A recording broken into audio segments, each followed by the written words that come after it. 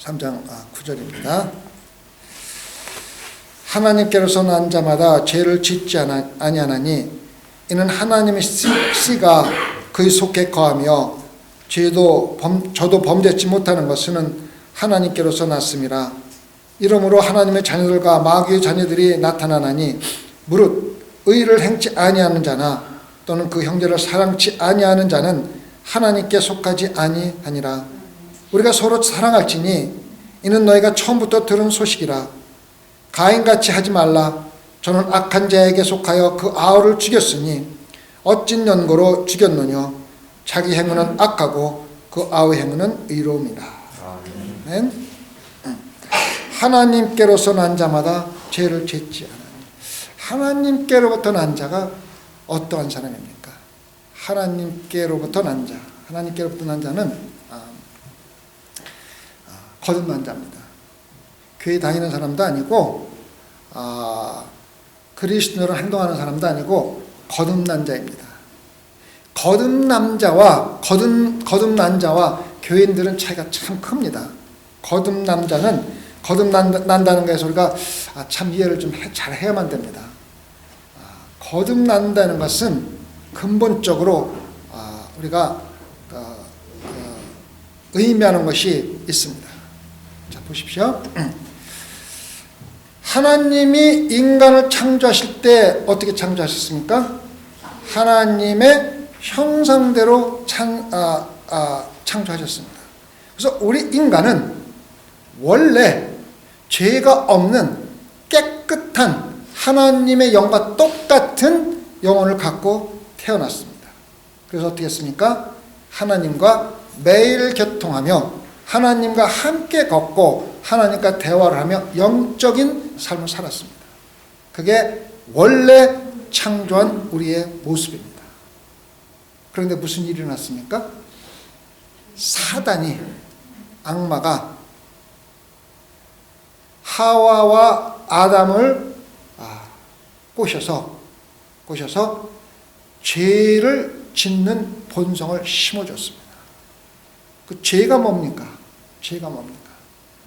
그 첫 번째 지은 죄가 뭡니까? 살인입니까? 강간입니까? 강도입니까? 아니죠. 무슨 죄입니까? 하나님과 같아지려고 하는 죄를 심어줬습니다. 그래서 하나님이 창조하신 하나님의 형상이 밀려나고 죄적인 마음, 죄의 본성이 인간에 들어와서 차지하게 된 겁니다. 그래서 지금까지도 그 죄의 본성을 가지고 사는 겁니다. 그래서 근본적으로 거듭난다는 의미는 우리가 지금 가지고 있는 사탄과 마귀가 심어준 죄적인 마음을 뜯어내고 본래 창조했던 하나님의 형상을 다시 집어넣는 것이 거듭나는 겁니다. 십계명대로 사는 것도 아닙니다.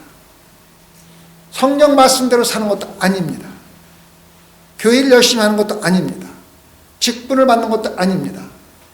근본적으로 죄적인 마음을 뜯어내고 하나님 형상을 다시 심는 것이 거듭나는 겁니다. 그래서 우리가 죄를 짓지 않으려고 노력하는 것이 아니라 근본적으로 죄를 싫어하는 겁니다. 죄를 비워하는 겁니다. 근본적으로. 그렇잖아요. 우리가 죄적인 마음을 가지고 거듭나지 못한 상태에서 하나님의 말씀대로 살고 죄를 짓지 않고 산다는 것은 불가능합니다. 있을 수가 없어요. 너무 힘들고 하다가 지치고 쓰러질 수밖에 없습니다. 그런데 죄적인 마음을 뜯어내고 본래 형상인 하나님의 형상, 죄를 미워하고 의롭게 사는 형상을 집어넣어주면은 그것은 죄를 짓지 않는 것이 자연스럽고 기쁘고 의롭게 사는 것이 기쁘고 즐거운 것입니다. 이것이 바로 거듭나는 겁니다. 근데 문제가 뭐냐면요, 요즘 교회들이 거듭나지 않은 사람을 그리스도인으로 살아가도록 강요하고 조정하고 착각하게 만듭니다. 이거 진짜 교회들의 큰 문제 중에 하나입니다. 거듭나지 않은 사람에게, 거듭날 생각도 없는 사람들에게 빨리 교육받고 세례받아야지, 세례받았으니까 집사해야지, 장로해야지, 막 이렇게 강요를 막 합니다. 거듭날 생각도 없고 거듭나는 거하고는 아주 거리가 멀은 사람한테 자꾸 강요해서 세례받았으니까 너는 이제 그리스도냐, 이렇게 이야기를 해버립니다. 그리스도인이요, 거듭난 사람이 그리스도인이지 거듭난 척하는 사람은 그리스도인이 아니거든요. 심지어는 유아세례 받았어, 받았지, 그럼 너는 그리스도냐. 옛날에 내 뜻도 아닌 아버지 뜻대로 어머니 뜻대로 받은 유아세례까지 끄집어내가지고 세례받았으면 너는 그리스도냐라고 그리스도인처럼 살아가도록, 착각하면 살아가도록 강요를 하고 조종을 하고 또 그런 식으로 주입을 시킵니다. 교회는 거듭나는 정의에 대해서 분명히 해야만 합니다. 거듭나는 것은 예배를 열심히 참석하는 것도 아니고 교회를 열심히 하는 것도 아니고 직분을 받는 것도 아니고 단 한 가지 방법, 예수 그리스도의 이름으로 거듭나는 겁니다. 거듭나야 돼요. 거듭난 사람은요, 시키지 않아도 교회를 진짜 기쁘고 즐겁게 합니다.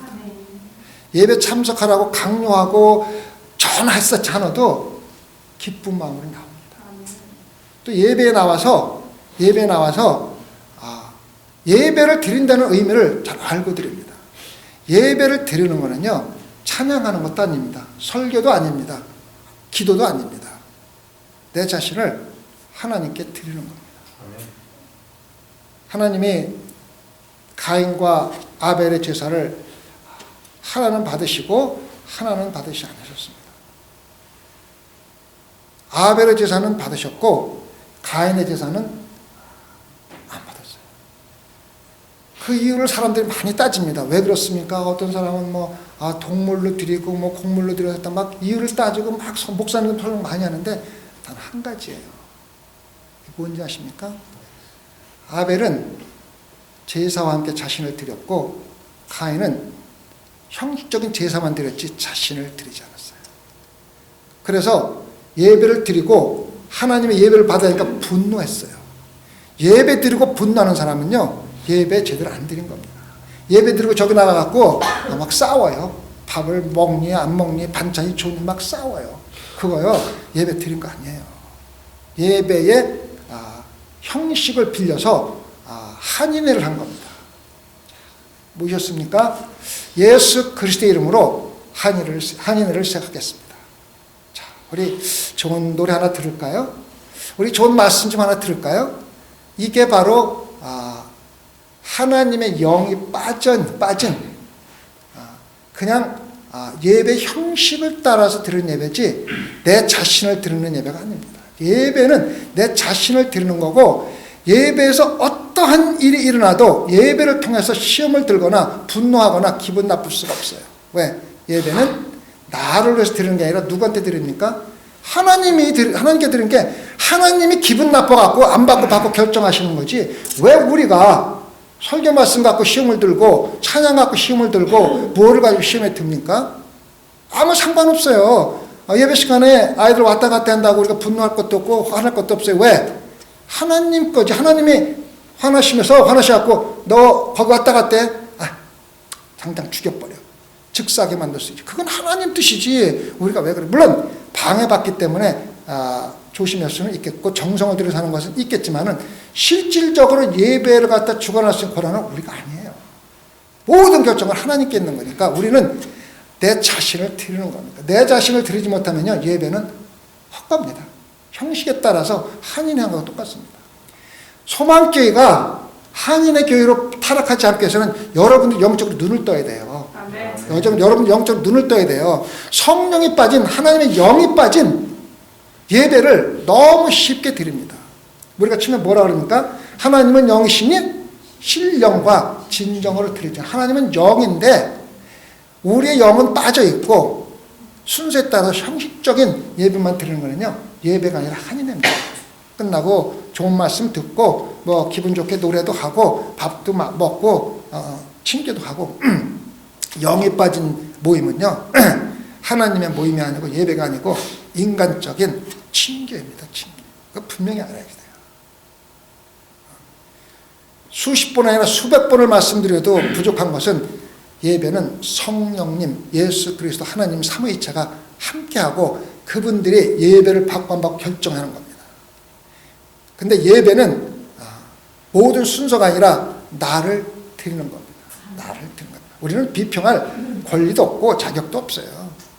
그래서 가인의 제사를 안 받은 것은 단 하나입니다. 가인과 그 제사를 안 받았다 그랬지, 제사를 안 받았다고 안 그랬어요. 가인 자체를 안 받은 거예요. 그래서 우리가 예배를 드릴 때 예배의 근본은 어디에 있냐면은 여러분들에 있는 거예요. 여러분들의 마음속에 있는 거예요. 내가 내 자신을 드리고 있는 건지 아니면 그냥 참석하는 건지. 그래서 예배 시간에 와가지고요, 졸고 작담하고 다른 짓 하는 사람들은요,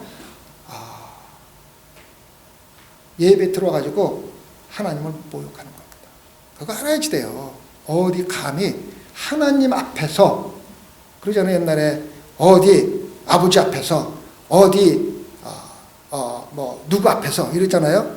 감히 하나님 앞에서 어디, 그렇잖아요. 그거를 우리가 이해하지 못하면요, 예배를 가볍게 여기게 되고 예배 드리는 마음이 형식에 치우쳐버립니다. 정말 내 자신을 드릴 때 어디 우리가 감히 무슨 짓을 하는 거예요. 정말 중요합니다. 그래서 새롭게 태어난다는 것은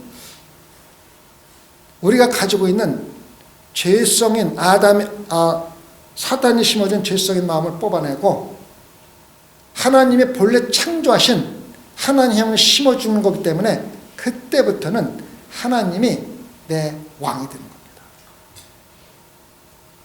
첫 번째 지은 죄가 뭡니까?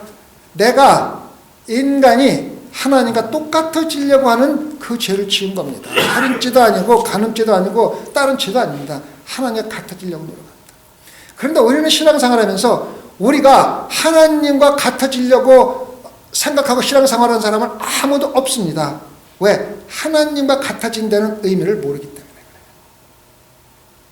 여러분, 우리가 하느님과 같아진다는 뜻은 우리가 하나님과 똑같이 권능을 가지고 그런 뜻이 아니라 내 삶에서 내 자신보다 하나님을 귀하게 여기지 않는 것이 바로 내가 하나님과 똑같아지려고, 아니면 내가 하나님보다 위에 서려고 하는 겁니다.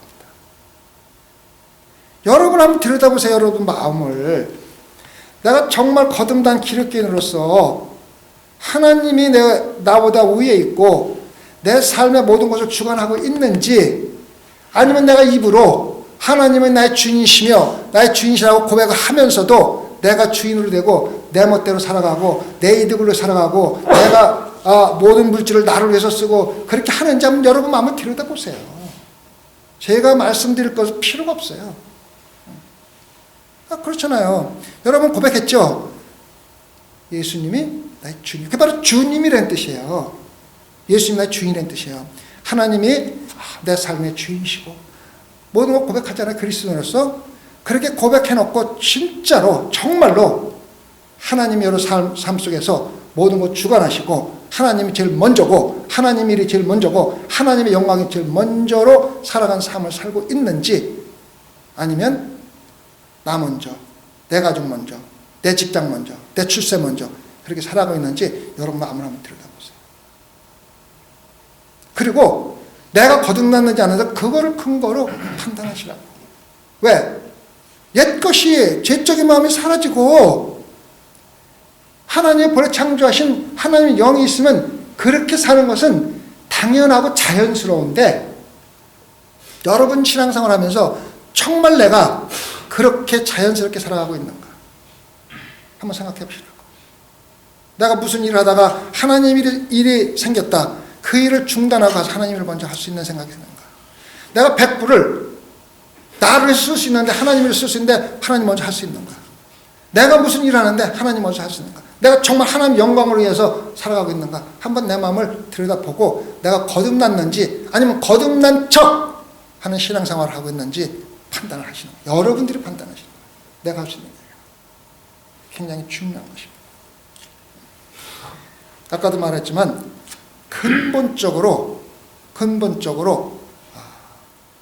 바뀌어서 죄를 짓지 않는 것이 자연스럽고 하나님의 뜻대로 사는 게 자연스럽고 기쁘고 즐겁고, 하나님의 의에 따라서 의롭게 사는 것이 자연스럽고 즐거운 사람이 정말 거듭난 사람. 억지로 죄 안 지려고 십계명 지키려고 노력하는 사람은요, 절대로 십계명 지킬 수도 없고 거듭난 사람이 아니에요. 자연스럽게 기쁨으로 모든 것을 할 수 있는 그런 사람. 내가 아침에 새벽에 일어나서 이 말씀을 준비하면서 내 자신을 한번 들여다 봤어요. 내가 정말로 죄적인 사탄이 심어준 그것이 뽑아내가고 하나님의 형상이 심어져 있는가? 내 삶 하나하나가 하나님 먼저 하고 있는가? 아니면 내가 주인이 돼서 하나님과 똑같이 동등한, 아니면 내가 우에 서서 신앙생활하고 목회하고 있는가 들여다봤습니다. 근데 내 마음에 기쁨이 있었어요. 내가 그렇게 살아가기 때문에 기쁜 게 아니라 그것을 깨닫고 기쁜 마음이 생겼어요. 정말 기뻤어요. 이거. 그래서 여러분이 하나님이 나의 주인이 되시고, 내가 다시 처음에 하나님이 창조하신 하나님 형상대로 다시 회복이 됐다는 그 생각 자체가 여러분을 기쁘게 할 수 있는 그러한 신앙이 되어야 합니다.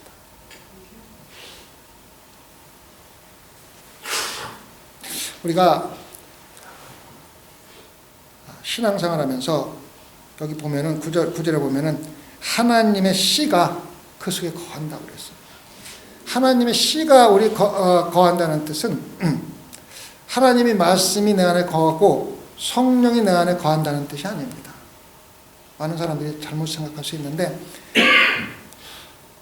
그 단계를 넘어서야 합니다. 내 안에 있는 씨는 성령과 말씀으로 거듭난 근본이 바뀐 새로운 삶이 바로 하나님의 씨, 내 안에 있는 하나님의 씨입니다.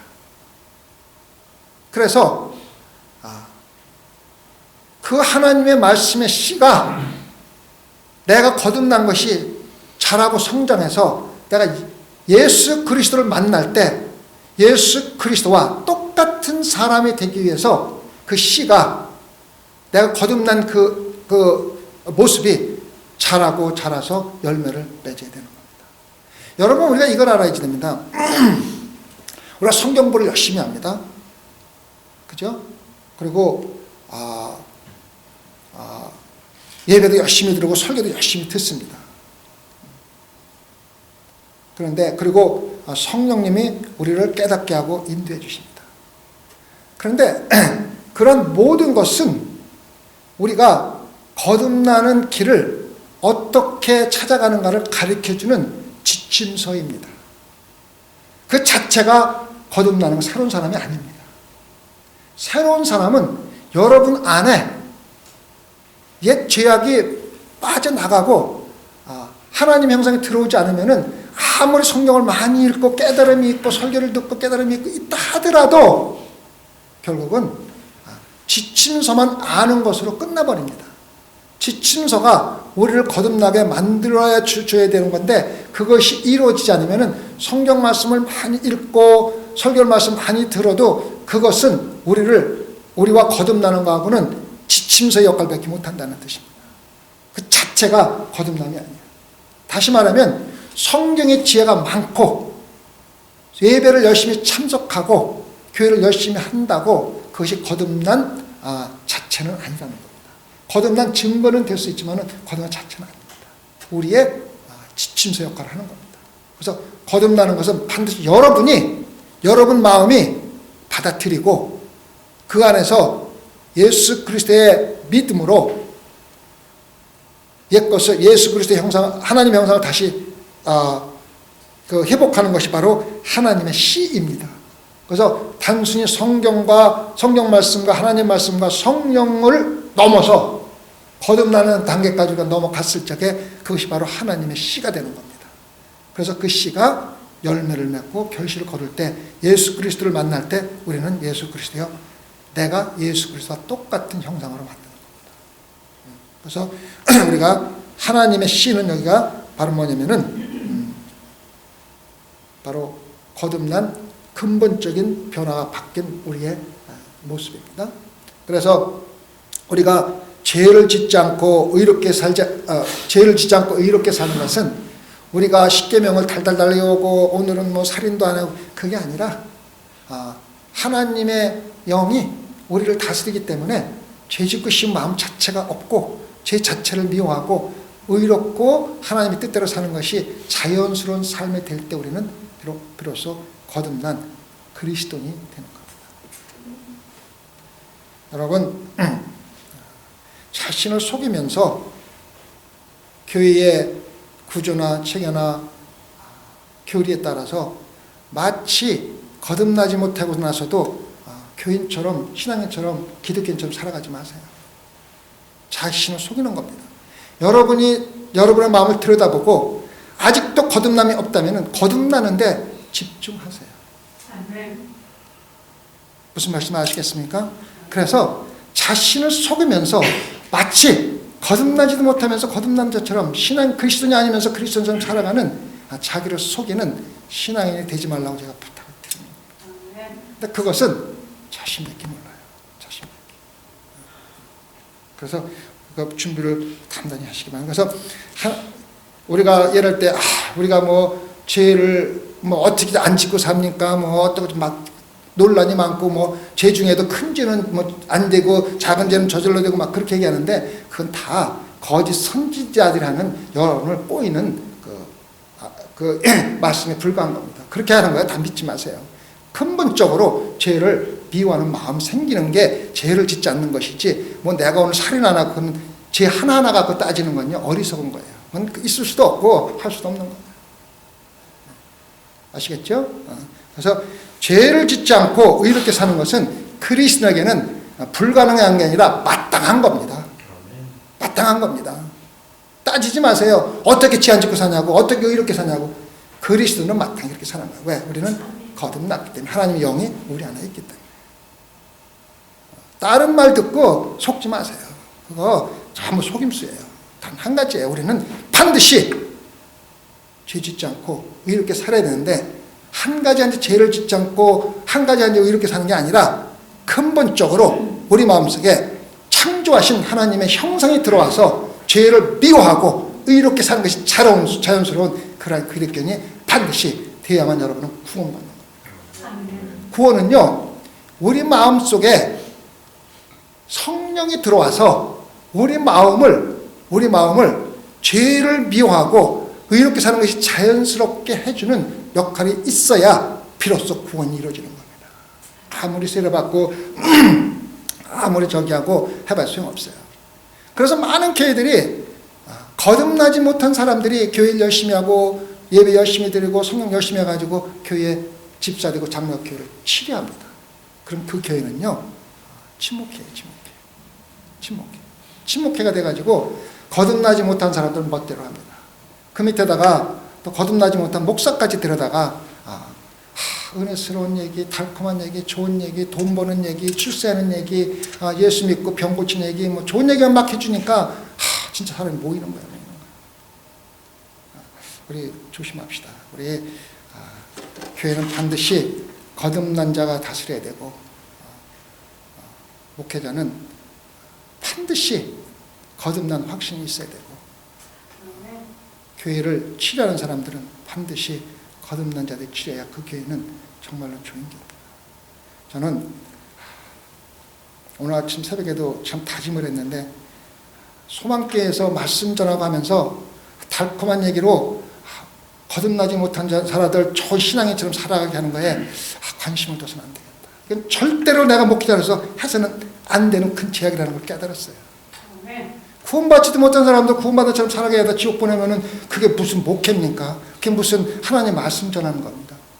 구원받지 못한 자가 구원받지 못하는 걸 알게 하고 구원받게 하고 천국으로 인도하는 것이 목회자의 사명이지 무슨 달콤하게 해가지고 무슨 뭐 구원도 못 받은 사람 구원받은 척하면서 살아가는데 도와주는 것이 그게 목회자가 아니라는 걸 내가 오늘 아침에 또 다시 한번 깨닫고 다짐을 했어요. 내가 욕을 먹고 단 한 명이 되더라도 구원받지 못한 사람 구원받지 못했다고 말할 수 있는 용기를 가져야 되거든요.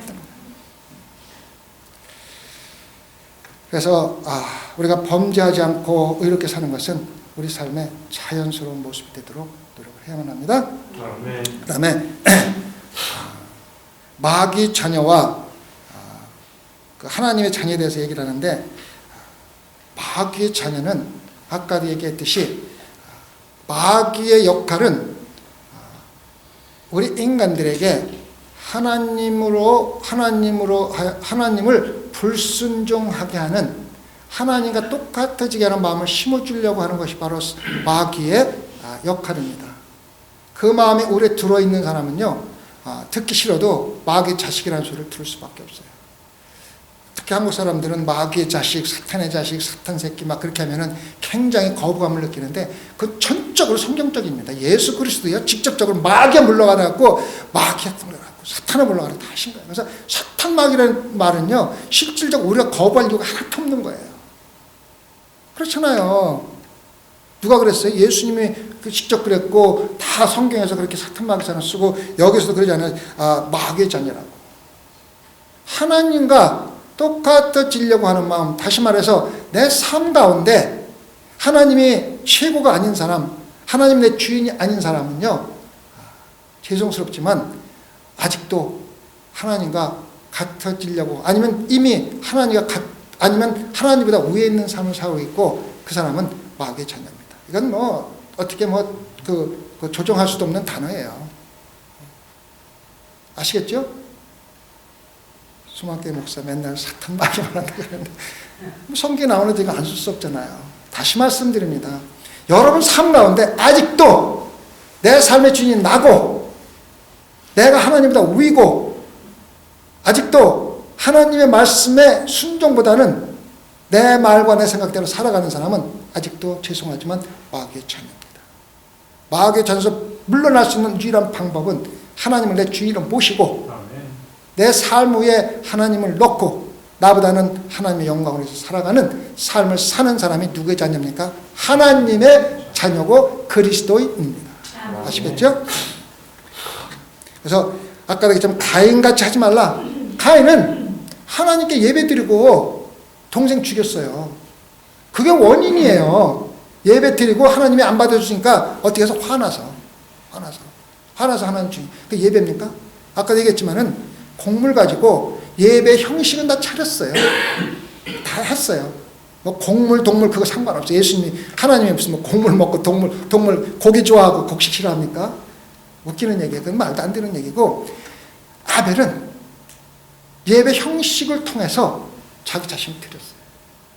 가인은 예배 형식만 드렸지 자기 마음속에는 악과 분노가 가득 차 있었어요. 그래서 하나님께 예배를 드리고도 그 분노로 동생을 죽였어요. 첫 번째 살을 한 겁니다. 그래서 우리가 예배 잘못 드리면요, 예배 드리고 시험 받아갖고 교회 안 나오고, 예배 드리고 나가서 싸워요. 그거 예배가 아니라 침묵해 왔다 간 겁니다. 아시겠어요? 예배 드린 자는요 절대적으로 예배에 대해서 불평할 권한도 없고, 나가서 싸우거나 남 얘기하거나, 심지어는 예배드리고 같이 식사하면서도 하나님이 싫어하시는 일 하잖아요. 말하고 싸우고, 누가 더 먹었니 저거니 맛이 있니 없니 막 하잖아요. 소망교회가 그렇다는 게 아니라 보통 교회도 그렇잖아요. 그래서 예배를 드린 자는요, 내 자를 하나님께 드린 자이기 때문에 반드시 예배 드리고 나서 그러한 일은 없어야 됩니다. 절대적으로 있어서는 안 됩니다. 가인이 그렇기 때문에 동생을 죽인 겁니다. 그래서 우리가 예배를 드리고 하나님에 대한 불평불만으로 악한 마음을 갖는 것보다는 예배를 드리지 않는 게 좋고, 예배를 드릴 적에는 모든 예배 형식을 통해서 내 자신을 드린다는 온전히 영적인 살아있는 예배를 드리시기 바랍니다. 그래야 여러분들이 신앙생활에